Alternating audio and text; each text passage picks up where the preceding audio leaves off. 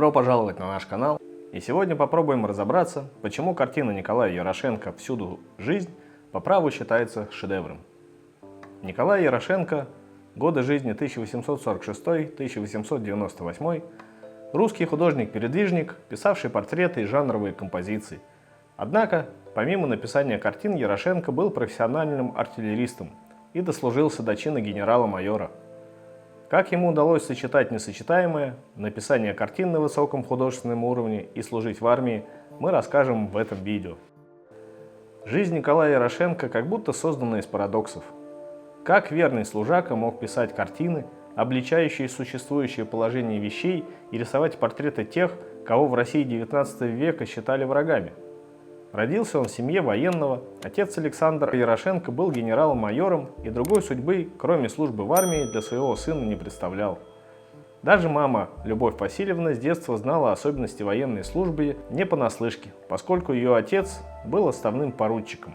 Потому в 9 лет стал кадетом Полтавского кадетского корпуса. Дальше было военное училище в Петербурге и артиллерийская академия. Впрочем, в военных действиях Ярошенко не участвовал. Ему повезло устроиться на спокойную должность начальника штамповочной мастерской на патронном заводе в Петербурге, где он благополучно прослужил 20 лет, дослужился в итоге до чина генерала-майора. Позавидовать можно такой карьере. Но помимо скучной военной рутинной службы, у Ярошенко была другая страсть – это живопись. Вначале он учился в кадетском корпусе у Ивана Зайцева, потом у Ивана Крамского, который преподавал в обществе поощрения художников. Между прочим, Крамской был мастером психологического портрета, написал знаменитую «Неизвестную». Так-то учителя у Ярошенко были более чем достойные, и это нашло отражение в его картинах. Усидчивости и терпения Ярошенко хватало, чтобы заниматься одновременно в двух учебных заведениях – Артиллерийской академии и Петербургской академии художеств. Но в Академию художеств он ходил в статусе вольного слушателя и учился там 7 лет, с 1867 по 1874.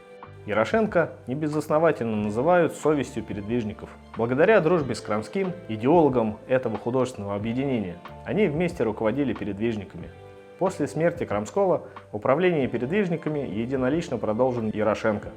И вот тут возникли некоторые противоречия между ним и молодыми художниками. Последним очень не нравились его армейские строгие требования к выбору сюжета, композиции и манере письма, которые душили любую инициативу в зародыше. Ярошенко прославился как мастер портретного жанра, однако его портреты были двух типов. Первый – вполне традиционные, на которых написаны известные ученые, артисты, художники и прочие знаменитости того времени. Благодаря своей основной работе в военном ведомстве Ярошенко мог писать лишь людей ему интересных, не отвлекаясь на портреты богатых купцов и дворян, как многие другие художники, в частности Константин Маковский. А были еще работы, на которых Ярошенко писал нигилистов, арестантов, революционеров, то есть, по сути дела, врагов тогдашнего режима. Поскольку он был офицером, имел доступ в тюрьмы, мог спокойно рисовать с натуры нужные ему типажи. Однако Ярошенко и сочувствовал своим персонажам.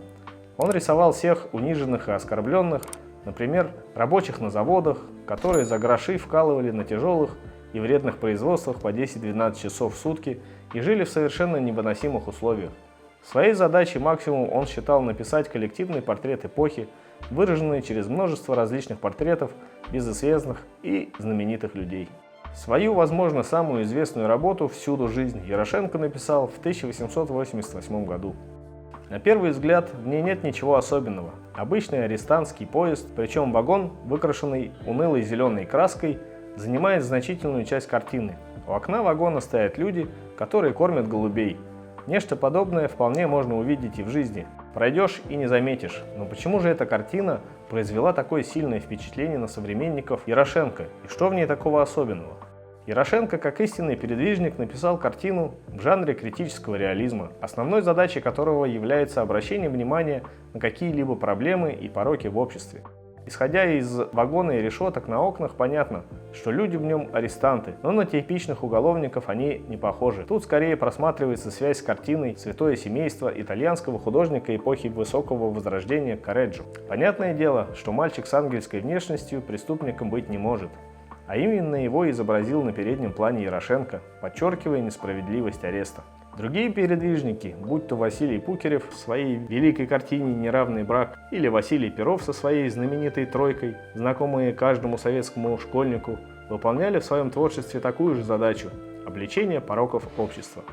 Но нельзя выдавать несовершеннолетних девушек, помимо их воли, за престарелых богатеев. Дети не должны надрываться, тащить тяжелую бочку, и ни на каких условиях нельзя арестовывать и сажать в тюрьму безвинных людей. Но вот в картине Пукерева и Перова униженные и угнетенные откровенно несчастные.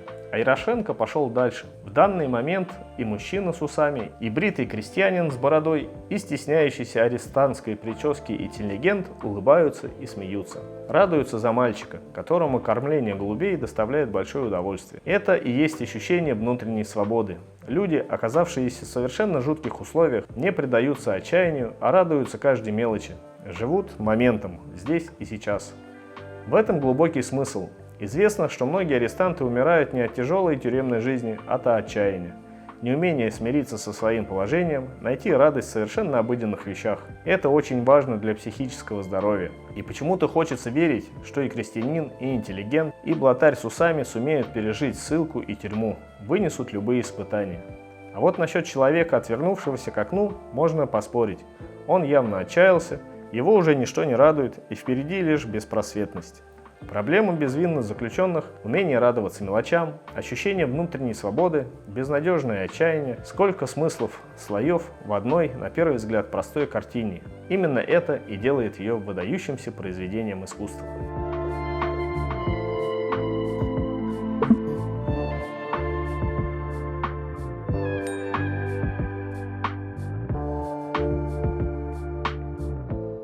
Спасибо, что досмотрели видео до конца.